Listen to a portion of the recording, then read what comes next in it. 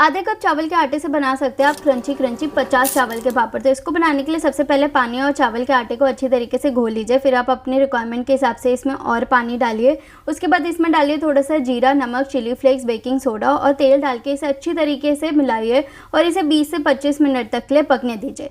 जो क्वांटिटी मैंने इस्तेमाल करी है वो मैंने अपने डिस्क्रिप्शन में ऐड कर दिया है, तो आप उसे देखना बिल्कुल मत भूलिएगा। फिर उसके बाद इस मिक्सचर को ठंडा करके प्लास्टिक शीट के ऊपर गोल गोल करके पापड़ बना लीजिए और इसे धूप में रखिए करीब 6 से 7 घंटे के लिए, जब तक ये सूख ना जाए।